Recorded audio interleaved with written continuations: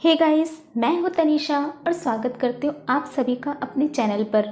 तो अगर आप भी मेरे चैनल पर पहली बार आए हैं तो प्लीज़ मेरे चैनल को जल्दी से कर लीजिए सब्सक्राइब। तो चलिए चलते हैं हम अपनी अगली कहानी की तरफ। भाभी, आपको शर्म नहीं आती?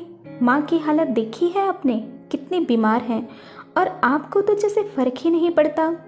जाने दे मोना, इसको तो कहाँ ही फ़र्क पड़ेगा। हम जिए या मरें, करेगी तो अपने मन की। अवनिका आज भी चुप ही थी। उसे सच में फर्क नहीं पड़ रहा था। वो चुपचाप रसोई में अपना काम करती रही। रमा जी को शुगर था, लेकिन अवनिका ने खाना अभी तक नहीं बनाया था। वो बना ही रही थी कि तभी उनकी बेटी मोना आ गई। रमा जी ताने तो मारती ही थी उससे, लेकिन बेटी जब भी आती तो दोनों ही शुरू हो जाते। शुगर कम होने के कारण आज रमा जी को चक्कर आ रहे थे, क्योंकि उन्होंने कुछ नहीं खाया था और अब सुबह के 10 बज रहे थे। बेटी ने जब माँ की ऐसी हालत देखी तो उससे रहा नहीं गया और वो अवनिका को सुनाने लगी। लेकिन अवनिका को जैसे अब फर्क पड़ना बंद हो गया था। उसने धीरे से कहा, दीदी, अगर आपको इतनी ही तकलीफ है तो अपनी माँ के लिए खाना खुद क्यों नहीं बना लेती?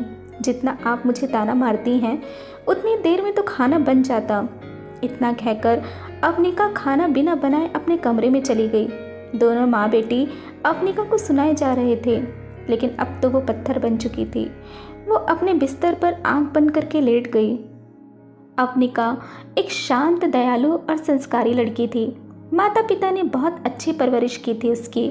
जब शादी की बात आई तो वैभव उन्हें भा गया। अवनिका को अपने माता पिता की पसंद पर पूरा भरोसा था, सो उसने हाँ कह दिया। शादी धूमधाम से हुई। वैभव अवनिका को बहुत प्यार करता था और उसे खुश रखने की हर मुमकिन कोशिश करता। यही बात रमा जी और उनकी बेटी मोना को बिल्कुल अच्छी नहीं लगती थी। मोना का ससुराल उसी शहर में था, तो वो जब चाहे तब आ जाती। रमा जी को बिल्कुल पसंद नहीं था कि उनकी बहू थोड़ी देर भी बैठ जाए या टीवी देख ले। वो कुछ ना कुछ उसे काम बता देती। अवनिका अपनी सास और ननद से भली भांति परिचित थी, इसलिए चुप रहने में ही भलाई समझती। फिर एक दिन वो समय भी आया जब अवनिका माँ बनने वाली थी। दूसरा महीना था उसका। डॉक्टर ने उसे हिदायत दी कि पहले के 3 महीने उसे खुद पर ध्यान देना है और यही 3 महीने बच्चे के लिए बहुत ज़रूरी होते हैं। अवनिका हॉस्पिटल से आकर लेटी ही थी कि रमा जी ने आवाज़ लगाई, अवनिका, नाश्ता कब बनाओगी? क्या रात में मिलेगा खाने को? अवनिका ने धीरे से कहा, मम्मी जी, हमने खाना बनाने वाली रख ली है और एक काम वाली भी। वो निकल गई है घर से, बस आती ही होगी। क्या? किससे पूछकर तुमने ये किया? और तुम क्यों नहीं बनाओगी? मम्मी जी, डॉक्टर ने पहले के 3 महीने आराम करने को कहा है। मेरा शरीर भी थोड़ा कमज़ोर है अभी। 3 महीने के बाद खाना मैं खुद बना दूंगी। ये आजकल की लड़कियां गर्भवती होती हैं तो आराम करने के बहाने ढूंढती हैं। हमारे ज़माने में तो हम हर काम किया करते थे ताकि बच्चा नॉर्मल पैदा हो। तुम और तुम्हारे डॉक्टर, कौन इतने चुचले करता है? माँ बनने वाली हो, बीमार नहीं हो, समझी? मम्मी जी, मैं नाटक नहीं कर रही हूँ, अवनिका ने रूंधे स्वर में कहा। ये जो तेरे लक्षण हैं उससे तो यही लग रहा है। आजकल तो इतनी सुविधा हो गई है जो हमारे ज़माने में नहीं थी, तब भी तुम लोगों को बस शिकायतें ही रहती हैं। अवनिका ने कुछ न कहा और वो किचन में जाके रमा जी के लिए नाश्ता बनाने लगी। तभी उनकी खाना बनाने वाली मालती आ गई। दीदी, आप आराम करो, मैं कर देती हूँ, मालती ने बड़े प्यार से अवनिका से कहा। तुम रहने दो, नाश्ता अवनिका बना देगी, तुम सब्जी काट दो, रमा जी ने घूरते हुए मालती से कहा। मैडम जी, दीदी जी पेट से हैं, उनको आराम की ज़रूरत है। हम बना देते हैं ना, बहुत अच्छा खाना बनाते हैं हम। एक बार खा के देखिएगा, बहुत अच्छा लगेगा आपको। जितना बोला है उतना करो, समझी ना? रमा जी ने कहा। मालती बेबसी से अवनिका की तरफ देखने लगी। अवनिका ने वैभव से कुछ न कहा। वो जानती थी कि अगर वो कुछ कहेगी तो घर में कलेश होगा और फिर सास मगरमच्छ के आंसू बहा के खुद को सही और उसे गलत साबित कर देगी। रमा जी रोज यही कोशिश करती कि मालती किसी भी तरह काम छोड़कर चली जाए, लेकिन मालती ने जितना हो सकता था अवनिका का साथ दिया। 9 महीने के बाद अवनिका ने एक प्यारी सी गुड़िया को जन्म दिया। लड़की देख रमा जी का दिमाग और खराब हो गया। उन्होंने अवनिका से कहा, मेरे खानदान के नसीब में वारिस नहीं है। लड़की पैदा की है तूने तो। इस बार उसे सहन नहीं हुआ तो पहली बार उसने पलट कर जवाब दे दिया, मम्मी जी, वारिस को भी तो एक औरत ही पैदा करती है। बिना औरत के तो पुरुष भी जन्म नहीं लेता। आपकी भी तो एक बेटी है, तो मेरी बेटी से इतनी आपत्ति क्यों है? रमा जी को ज़रा भी उम्मीद नहीं थी कि अवनिका उनको इस तरह जवाब दे सकती है। वो चुप होकर रह गई। जब अवनिका ने वैभव को इस बारे में बताया तो उसका भी दिमाग खराब हो गया और उसने अवनिका का साथ दिया।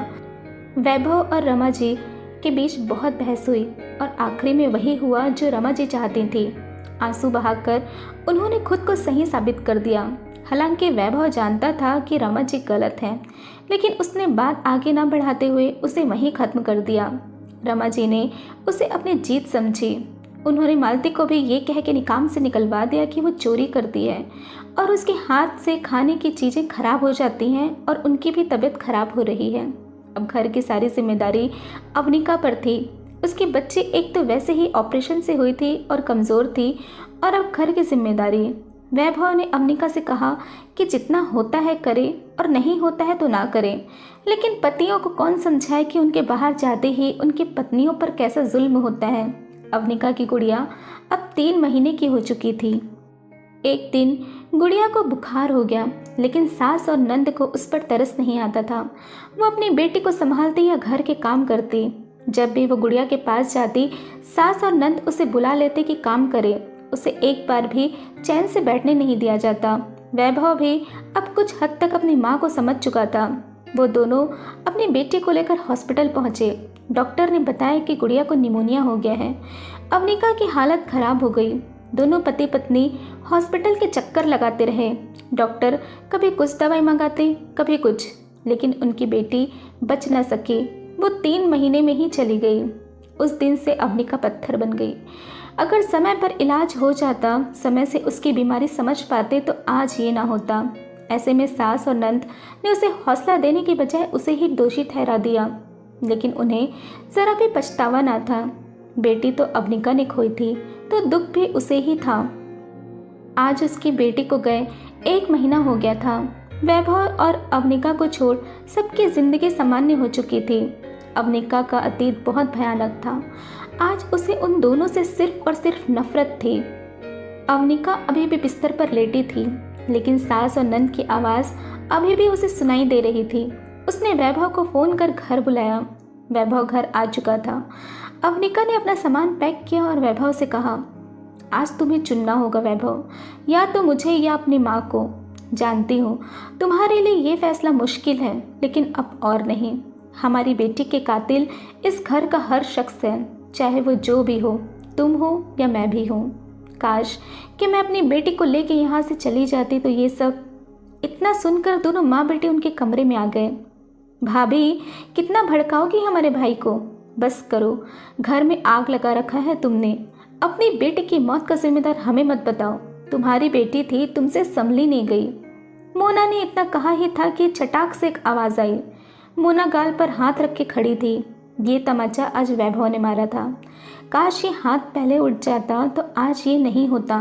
रमा जी आज कुछ बोलने की स्थिति में नहीं थी। वैभव की आंखें चीख चीख कर सब कह रही थी। उसने अवनिका का हाथ पकड़ा और वो दोनों घर से चले गए। रमा जी ने वैभव को रोकने की कोशिश करनी चाहिए, लेकिन आज वो जानती थी कि वो दोनों नहीं रुकेंगे। वह अपने बेटे बहू को जाते हुए देख रही थी। उनका घर आज पूरी तरह उजड़ चुका था, सिर्फ और सिर्फ उनकी वजह से। आज उनकी आत्मा उन्हें ही धिक्कार रही थी। वो उन्हें पुकार रही थी, लेकिन अब वैभव और अवनिका के कदम आगे बढ़ चुके थे। शायद एक दिन वो लौटेंगे, लेकिन आज नहीं। तो ये थी मेरी कहानी। उम्मीद करती हूँ आपको ये कहानी अच्छी लगी होगी। अगर अच्छी लगी हो तो प्लीज़ इसे लाइक कमेंट शेयर ज़रूर करें। तो मिलती हूँ मैं आपसे अगली वीडियो में। अपना ध्यान रखिएगा। Take care.